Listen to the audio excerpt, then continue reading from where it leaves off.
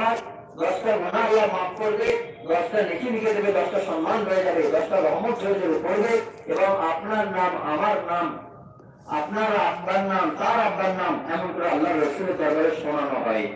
শুধু তাই নয়, এই যে দরুদ শরীফ আমরা পড়লাম বা দরুদ শরীফ পড়ি, আল্লাহ রসুল শুনতে পান? আল্লাহ রসুল শুনতে পাবেন? নবী কি এখানে আছেন? শুনতে পাবেন কি করে? আল্লাহ রসুল শুনতে পান। এটা হলো আহলে সুন্নাত ওয়াল জামাতের আকীদা। জোরে বলুন সুবহানাল্লাহ। আহলে সুন্নাত ওয়াল জামাত জানেন? আহলে সুন্নাত ওয়াল জামাত মুসলমানের মধ্যে 73টা দল আছে। আল্লাহ রসুল বললেন আমার উম্মতের মধ্যে 73টা দল, তার মধ্যে 72টা দল জাহান্নামী, একটা দলই জান্নাতি। জোরে বলুন সুবহানাল্লাহ। তার মধ্যে হলো আহলে সুন্নাত ওয়াল জামাত। যদি আমরা নামাজ, রোজা, ইবাদত যাই কিছু করি না, আমাদের লোক যে আখিরাতে নাজাত পাবো, জান্নাতে যাব, খুশি হবে, এটাই তো আমাদের উদ্দেশ্য। না কিসের জন্য ইবাদত করবো? এই জন্য ইবাদত করি আমরা। তাহলে যদি আমি আর আপনি জাহান্নামের রাস্তায় থাকি, জাহান্নামের দলের মধ্যে থেকে যদি ইবাদত করে আশা করলে হবে? তাহলে জান্নাতি দলেতেই থাকতে হবে, জান্নাতি দলে থেকে তারপর ইবাদত করতে হবে, তবেই তো আমি আর আপনি জান্নাতের আশা করলে সেটাই তো বুদ্ধিমানের কাজ হবে। তাহলে আহলে সুন্নাত ওয়াল জামাত হলো জান্নাতি দল। আহলে সুন্নাত ওয়াল জামাতের পরিচয় কি? আহলে সুন্নাত ওয়াল জামাত মানে আল্লাহর রাসূলকে নিজের জানের থেকে ভালোবাসা, নবীকে নিজের জানের থেকে ভালোবাসা, এবং নবীকে চেনা, নবীকে জানা, নবীর সম্পর্কে জানা, যে সমস্ত বিষয়গুলো আল্লাহ রাসূলের প্রতি, যে সমস্ত কথাবার্তা, আকীদা, বিশ্বাসগুলো ঈমানের সাথে, মজবুতের সাথে বিশ্বাস করা এবং মানা এবং সেইভাবে চলা নামই হলো ঈমান। তাহলে আল্লাহ রাসূল সাহাবায়ে কেরাম, আল্লাহ রাসূলের সাহাবীরা, সাহাবীদেরকে মহব্বত করা, মানা এবং ভালোবাসা, দুটো নবীকে, সাহাবীদেরকে এবং আল্লাহ রাসূলের আহলে বায়াতদেরকে ভালোবাসা, এই তিন শ্রেণীকে ভালোবাসার নামই হলো আহলে সুন্নাত ওয়াল জামাত। এবং তাদেরকে ভালোবাসা, তাদের কথা মতো মেনে চলা, এবং তাদের লাইফস্টাইল, তাদের জীবনে তারা যেভাবে জীবন যাপন করেছিলেন সেইভাবে আমাদের নিজেদের জীবনে বাস্তবায়ন করাটা নাম, এবং তাদেরকে মহব্বত, তাদেরকে মানা, সেইভাবে আমল করার নাম হলো, সেই কথাই হলো আহলে সুন্নাত ওয়াল জামাত। জোরে বলুন সুবহানাল্লাহ। আহলে সুন্নাত ওয়াল জামাতের আকীদা, বিশ্বাস হলো যে আল্লাহর রাসূল হায়াতুন নবী। জোরে বলুন সুবহানাল্লাহ। হায়াতুন নবী মানে জীবিত, তিনি জীবিত। তাহলে আমার আপনার ইন্তেকাল একদিন হবে, আমাদের সকলে মওত একদিন হবে, মৃত্যু বরণ নয়, মওত হবে। কারণ রূহ যদি আমাদের মরে যায়, আমরা যদি ইন্তেকাল হয়ে শেষই হয়ে যাই, তাহলে কবরে আযাব হবে না? হবে। কবরে আযাব হয় তো, কবরে আযাব হয়। তাহলে রূহ যদি আমাদের মরে যায়, যদি শেষ হয়ে যায়, তাহলে আযাবটা কার উপরে হবে? কবরে আযাব হয়। তাহলে আমাদের রূহ মরে যায়নি, তাহলে আমাদের রূহটা প্রবেশ করা হয় মওতের স্থান, মওতের মজা আমাদের চাকানো। আল্লাহ রাসূল ইন্তেকাল করেছেন ঠিকই, কিন্তু নবী তো হায়াতুন নবী। ইন্তেকাল মানে মরে যাওয়া নয়, ইন্তেকাল মানে এক স্থান থেকে অন্য স্থানে চলে যাওয়া। জোরে বলুন সুবহানাল্লাহ। আল্লাহ রাসূল হায়াতুন নবী, এটা হলো আহলে সুন্নাত ওয়াল জামাতের আকীদা, মানে বিশ্বাস।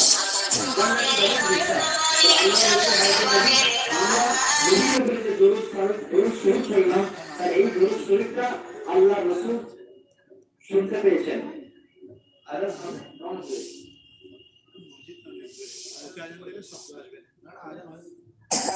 আল্লাহ রাসূল আমার আপনার দরুদ শরীফ পড়াটা শুনতে পান। কেন?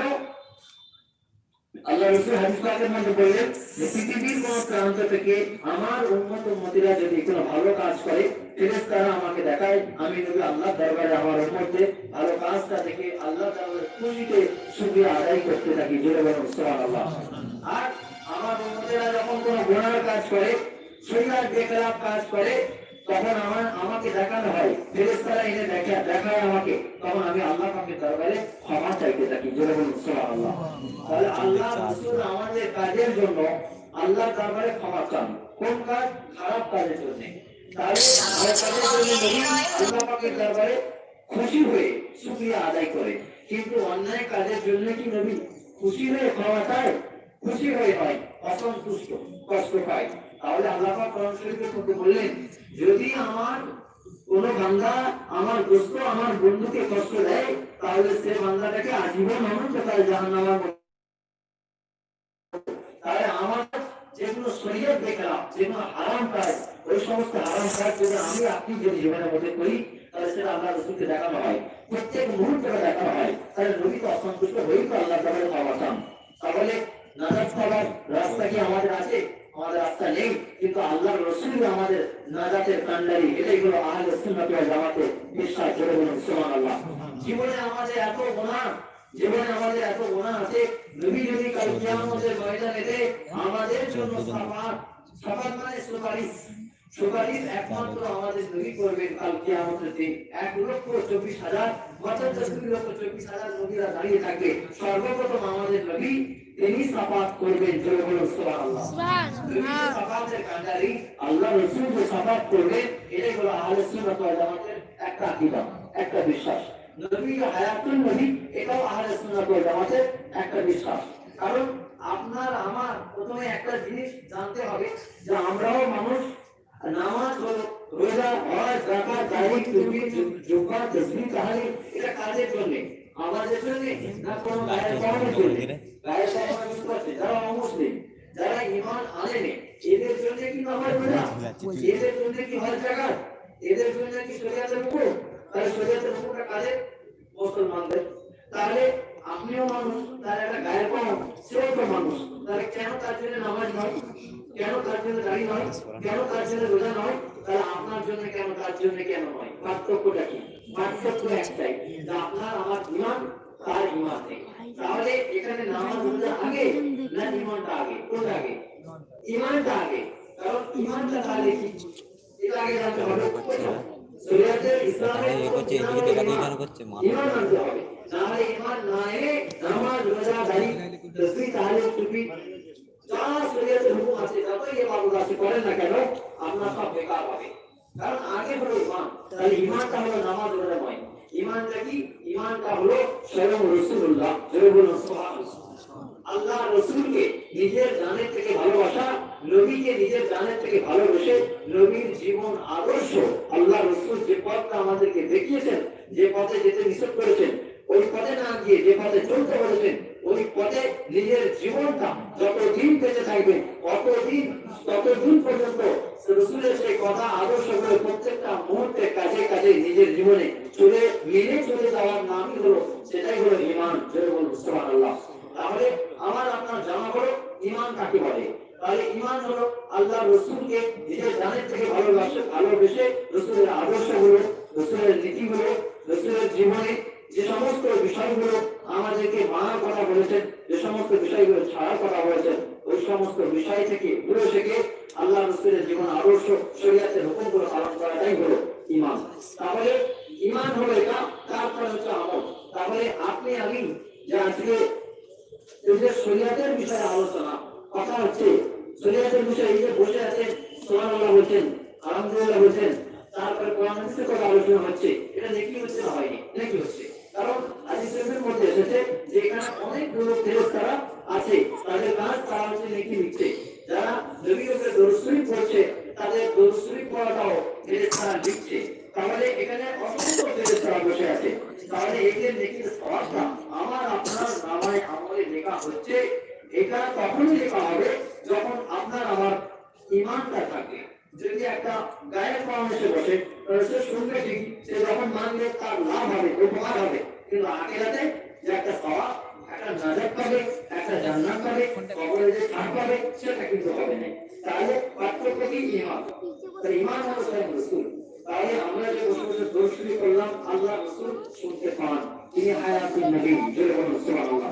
এটা হলো আহলে সুন্নাত ওয়াল জামাতের আরেকটা আকীদা। কারণ আল্লাহ রাসূল নিজে বললেন, সাহাবীদেরকে বললেন, আমার সাহাবীরা তোমরা বেশি বেশি করে আমি নবী আমার উপরে দরুদ শরীফ পড়ো।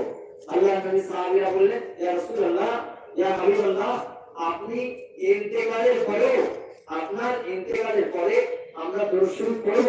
আল্লাহ রাসূলের সাহাবীরা যখন নবীকে প্রশ্ন করতেন, তখন নবীকে বলতেন যে পিতামাতা আবি ওয়া উম্মি ইয়া রাসূলুল্লাহ, যে আপনার কদমে, আপনার নূরের কদম মোবারকে আমার মা আমার আব্বা কুরবান হয়ে যান। সুবহানাল্লাহ। কারণ নবীর কদমে কুরবান কেন হওয়ার কথা বলছে? কারণ নবীর রসুল লাইট সব তৈরি হয়েছে। সুবহানাল্লাহ। জান্নাতে যাব আশা করছি, এটাই তো নবীর রসুল। নবী না আসলে তো জান্নাতি হতো না, নবী না আসলে তো মা বাপই হতো না। তাহলে মা বাপকে কেন, নিজের জানকেও তো নবীর কদমে কোরবান করতে হবে, তবেই তো সে মুমিন, তবেই তো সে ঈমানদার। সুবহানাল্লাহ। আল্লাহ রাসূলের সাহাবীরা বললেন, ইয়া রাসূলুল্লাহ, ইয়া হাবিবাল্লাহ, আপনার কদমে আমার মা বাপ কোরবান হয়ে যাক। আপনাকে একটা জিজ্ঞাসা করব। আল্লাহ রাসূলকে বললেন, আপনার ইন্তেকালের পরেও আমরা আপনার নূরের লাশ মোবারক শরীফটাকে দিয়ে সুন্দরভাবে গোসল করিয়ে, সুন্দরভাবে কাফন করিয়ে, সুন্দরভাবে মাটিতে তো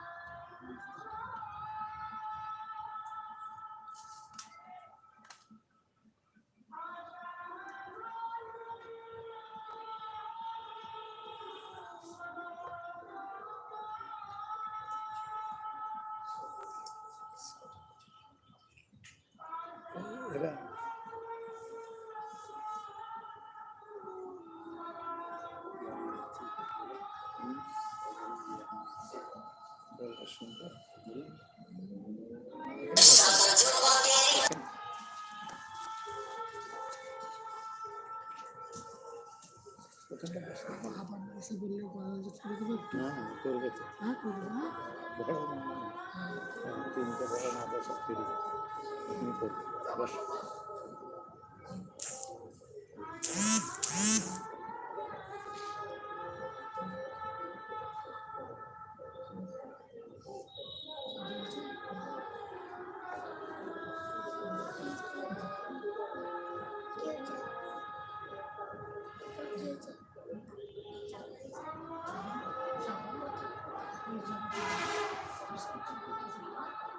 আল্লাহ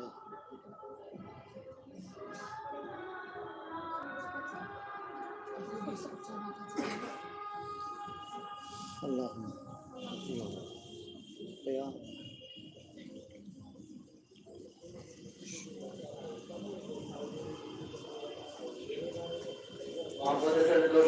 اللهم صل على سيدنا مولانا محمد وعلى آل سيدنا مولانا محمد।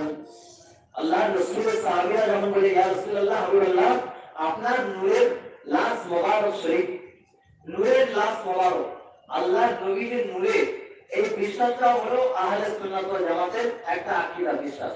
যে ব্যক্তি নিজের মধ্যে এই বিশ্বাস থাকে না যে নবী নূরের নয়, সে ব্যক্তিটা তো কাফেরই, কিন্তু আহলে সুন্নাত ওয়াল জামাতের নয়। ওই 72টা দল জাহান্নামী, সেই দলের একটা, সেই দলের একটা। তাহলে জান্নাতি দলের আকীদা, জান্নাতি দলের বিশ্বাস হলো আমাদের নবী নূরের নবী। এটা বলুন সুবহানাল্লাহ।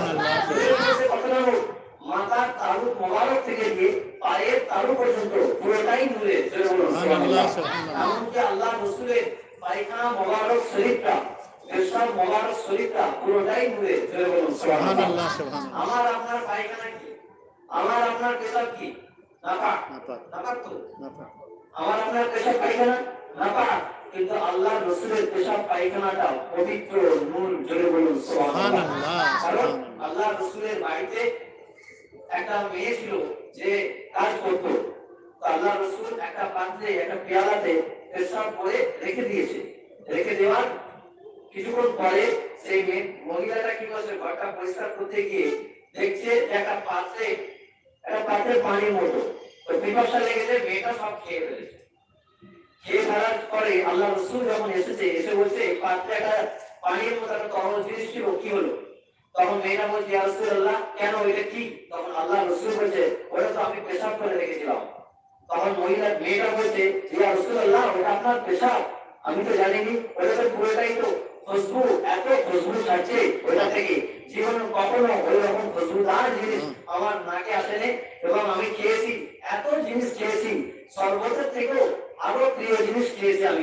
সুবহানাল্লাহ, আল্লাহ রাসূল বললেন তুমি যদি আমার পেশাবটা খেয়ে নিয়েছো, এর জন্য তোমার 7 পিঁড়ি পর্যন্ত সকলের যত বংশধর বাড়বে, সকলের শরীরে খুশবু বেরোবে এবং তোমার পেটের রোগ আজীবন ভালো হয়ে যাবে। সুবহানাল্লাহ, তাহলে আল্লাহ রসুলের পেশাব মোবারক শরীরটাও নূরে, এটা হলো সেবা, এটা হলো ওসুল।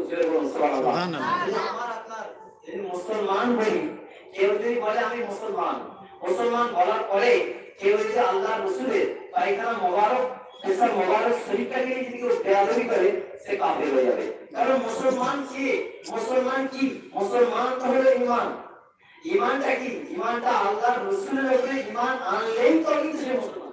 তাহলে আল্লাহ রসুল নূরের তৈরি, যে বিষয়কে তৈরি হয়েছে সেই জিনিসটার প্রতি বিশ্বাস করার নামই তো ঈমান। কারণ নবীর উপরে যদি ঈমান আনলে মুসলমান হয়, তাহলে নবী যে জিনিসটা যে তৈরি হয়েছে এর প্রতি তো বিশ্বাস করতে হবে, যে নবী নূরে। তাহলে এইটা যদি বিশ্বাস না করেন, তাহলে আপনি নবীর প্রতি ঈমান আনলেন কি করে? তাহলে আপনি তো মুসলমানই নয়, আপনি তো বেঈমান। তাহলে এই কথাটা কোরআন আল্লাহ বলছে কোরআন শরীফের মধ্যে, যে আমার নবী নূরের নবী। তাহলে বহু দলিল আছে কোরআন হাদিসের মধ্যে।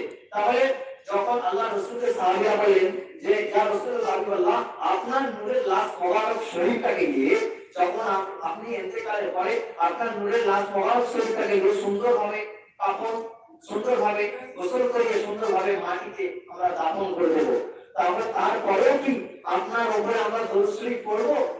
আপনার লাশ মোবারকটা তো মাটিতে পুড়ে পুড়ে খাবে, আপনার লাশ মোবারকটা তো মাটিতে পুড়ে পুড়ে খাবে, পোকা তো পুড়ে পুড়ে খাবে, আপনার লাশ মোবারক তো পচে যাবে। এই কথাটা বলার সাথে সাথে আল্লাহর নবী বললেন, ইয়া আমার সাহাবীরা, বুখারী শরীফের মধ্যে এসেছে আল্লাহর নবী বললেন, ও আমার সাহাবীরা, আমি রাসূলুল্লাহকে আল্লাহ পাক জানিয়ে দিয়েছেন, ইন্নাল্লাহা হারামা আলাল আরদি আন তাকুলা জাসাদাল আমবিয়া ওয়া নাবিয়ুল্লাহি হাইয়ুন। ও আমার সাহাবীরা, আল্লাহ পাক নবী আম্বিয়া আলাইহিস সালাম দের লাশটাকে মাটির জন্য খাওয়া হারাম করে দিয়েছেন। বলুন সুবহানাল্লাহ, আলাইহি সুবহানাল্লাহ। নবী বলছেন মাটির জন্য নবী আম্বিয়া আলাইহিস সালাম দের লাশটাকে পোকার জন্য খাওয়া হারাম। তাহলে যে নবীর জন্য কোন কায়নাত তৈরি হয়েছে, যে নবীর জন্য 2,24,000 নবী রাসূলুল্লাহ সৃষ্টি হয়েছে, আল্লাহ পাক তৈরি করেছেন, তাহলে সেই নবী হায়াতুল নবী নয়? সেই নবীকে মাটিতে দাফন করলে সেই নবীর লাশ কাটা নয়? সাধারণ কথায় কি বলে? তাহলে চিন্তা, তার তো প্রমাণ আছে।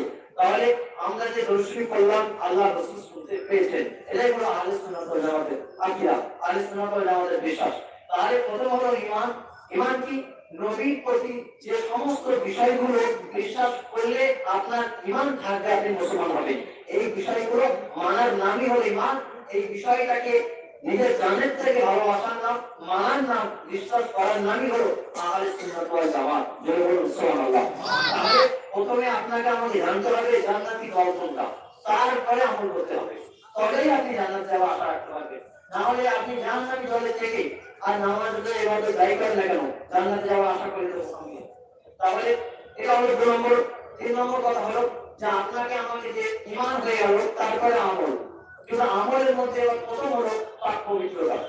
পাক পবিত্রতা শিখতে হবে। কারণ নামাজ আগে না গোসল আগে? গোসল আগে না উযু আগে? আগে গোসল। শরীরটা যদি আপনার আমার পাক থাকে তবে তো উযু হবে, উযুটা হলেই তবে আপনার আবার নামাজ হবে। তাহলে আল্লাহ বলেন যে ব্যক্তি পবিত্র অবস্থায় থাকে আমি আল্লাহ তাকে ভালোবাসি। আর নবী বললেন যে ব্যক্তি সবসময় পাক পবিত্র অবস্থায় থাকে আমি নবী বললাম সে হলো আমার বন্ধু। সুবহানাল্লাহ। তাহলে যে নবীকে আল্লাহ তৈরি করেছে, আল্লাহ বলেছে পৃথিবীর সব মানুষ চাই আমি আল্লাহকে ভালোবাসতে। আমরা যেখানে বসেছি, আমরা দান করি, আমরা রোজা রাখি, নামাজ পড়ি, একটাই আমাদের উদ্দেশ্য, আল্লাহকে খুশি করানো। আল্লাহকে খুশি করানো, আল্লাহ যাতে আমাদের উপরে খুশি হয়ে যায়, এটা আমাদের উদ্দেশ্য। না আমাদের কাউকে, আল্লাহকে। কিন্তু আল্লাহ বলছে আমি তো তখনই খুশি হব তোমাদের নামাজে, তোমাদের রোজাতে নামাজ পড়িয়ে কিন্তু কেউ আল্লাহকে খুশি করাতে পারবে না। জোরে বলুন সুবহানাল্লাহ।